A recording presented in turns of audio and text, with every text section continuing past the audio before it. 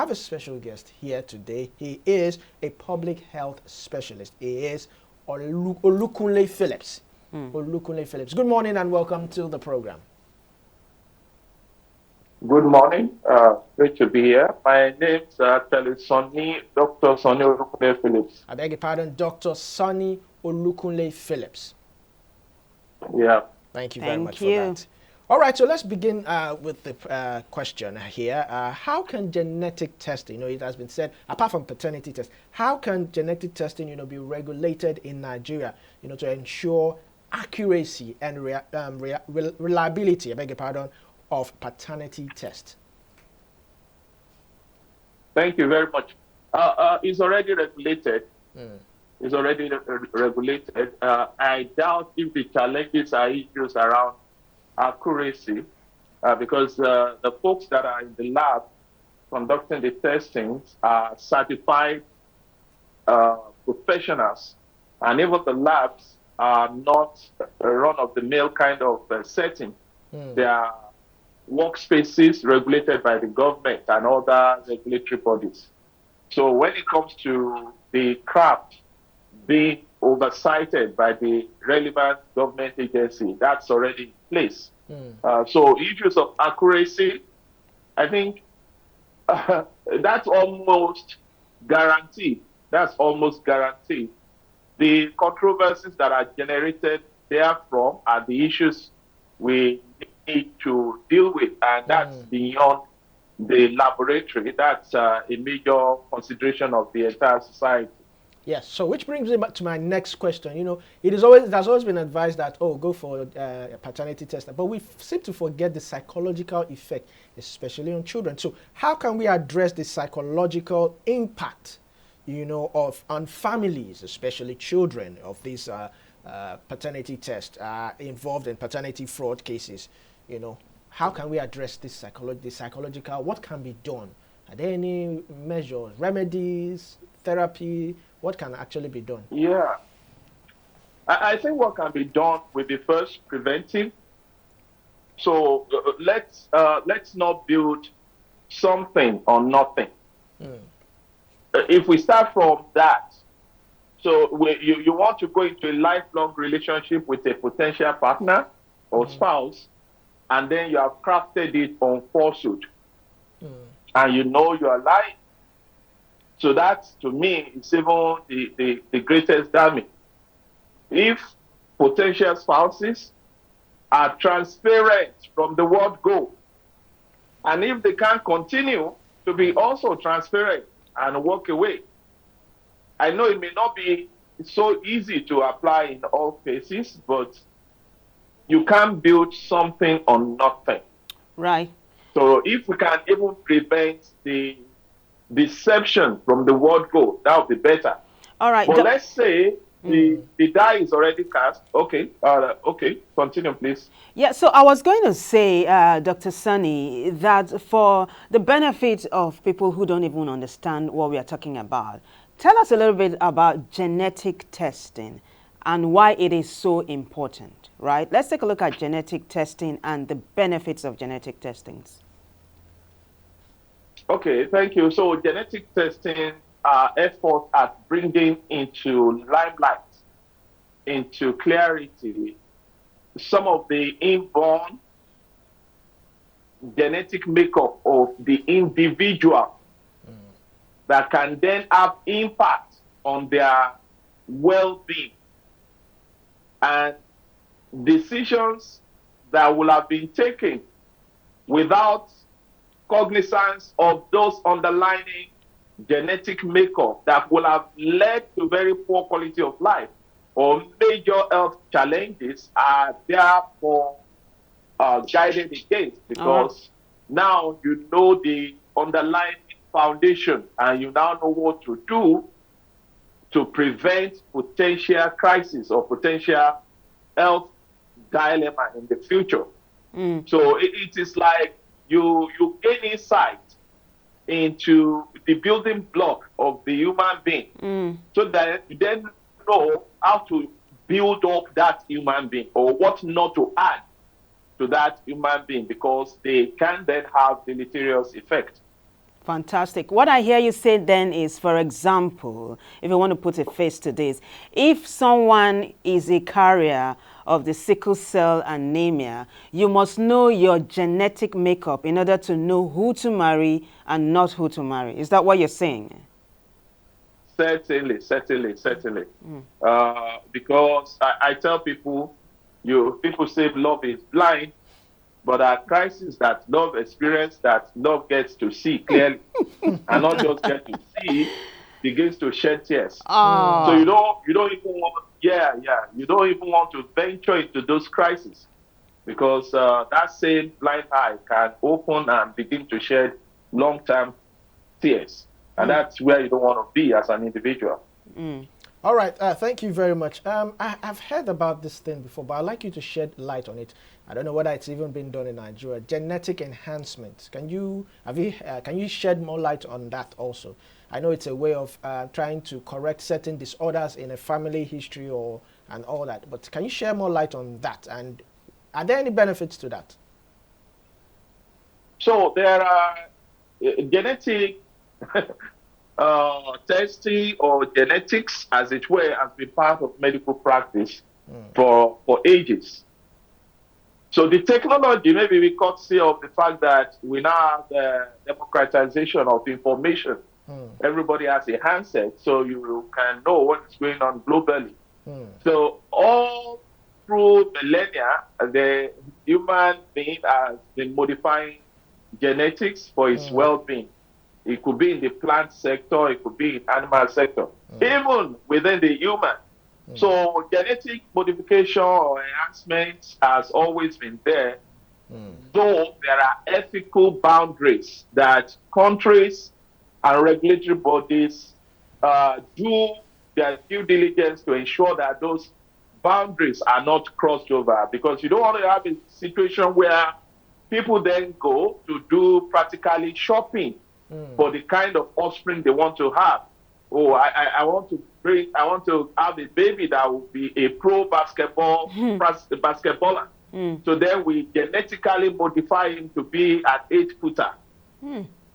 Or I want to have a baby that will be the best brain, a genius pro max, and then we modify him to be like an Albert Einstein. So already from the cradle, you've already given that baby an undue advantage beyond what nature will have provided for. So we can't say categorically that some of these things are not currently taking place globally, because regulation differ from one country to the other. But genetics have always been part of medical practice. All right, thank you very much. Now, let's go into this, still the same genetic testing. I want to talk about genetic testing and consent. I know oftentimes we've heard that if you want to take a child, if you want to know the paternity of a particular child, there has to be some form of consent given, either from the father or from the mother. So can you please shed more light talking about paternity test and consent? Who must give his or her consent? Is it the mother or the father or both of them, and all that? Okay, thank you. So when it comes to DNA testing for a child, ideally, within regulation, you expect both the contending partners to be in the know of the fact that that test is to be done. Ideally. So typically, this is a test that will have been mandated by the court of law. Okay. Meaning that both parties are represented as at when that test is to be done. But it's you and I know that that is not always the case. So where either of the partner gets suspicious and think that a foul play has been played on them, people can be crafty and want to know the truth without getting the consent of who they perceive to have been very deceptive, even in the game from the word go. So that's the scenario. By law, by regulation, it shouldn't be done by just, now we're talking of DNA of a child. Ideally, it should not be done by just one partner. Because whether the two of them do it together, the result will still come to the two of them to make a decision based on the result. Which, But okay. we know several Which other brings me things are taking place out to there. another question. People have said that, so I would also put this to you. In your own thoughts, in your own expertise, in your own experience, do you think that DNA testing should be made compulsory at birth for every child, so that to put away all doubt of paternity fraud and all that, and to save the father or the mother from psychological effects or trauma in the future? Okay, so these are major global discourse. Mm-hmm. So should it be made compulsory? Of course, these are the decisions of society to make, because there are decisions individuals cannot make for the society. There are decisions that society makes and then say, from this point we go forward. Everybody wants, we know transparency. Transparency is better than deception. So why not just be plain from the word go, so that you don't even get to be requiring a DNA test? Uh, it's a tough one, and like I said, is a question for the society to say, okay, what are the liabilities attached to people not knowing, or to this deception playing out within a family setting? What are the impacts on everyone concerned? And can we mitigate this? And if we are going to mitigate this, are we going to decide that DNA be done from at birth for every child, so that you then address potentials for maybe a deception being carried on for a greater period of the child's life, and then bring the child into some major distress later in life? So those are decisions that society make on behalf of the inhabitants. It's not for me to say I think or I don't think not. Okay. So, over. So as we wrap this up now, I'd like us to take a look at what you said earlier on, that in the eyes of the law, both parties must be present for a genetic test, yeah, like a paternity test. In a case of fraud, would you say if fraud is discovered, it's criminal? And if it is, what are the charges that might come with cases of paternity fraud or fraud as regards genetic testing? Okay, so as a premise, I'm not a legal practitioner. Okay. All I'm saying is that there are regulations. Before someone will decide to say, let me get a wind of what is the truth regarding this baby, there will have been issues. There will have been suspicions. So if that person now goes behind and then provide evidence, know too that at the court, evidence is what counts. So if you then submit evidence that shows clearly that the baby isn't yours, you've also generated evidence on which the law can then take decision and make judgment. But I'm a medical practitioner. I'm not a legal person. But what I know is that ideally, within regulation, both parties should be available to determine the DNA of a child. And that's even a child less than 18 years. If the child is an adult, you certainly should be discussing that with the child, so that everybody is in the know of what is being planned. But in a scenario where one individual had gone behind to get the diagnosis or the DNA testing done, and now knows the result and brings it to the court or brings it to the community, that will be within the purview of legal experts to discuss around. I'm not an expert in that space. Over.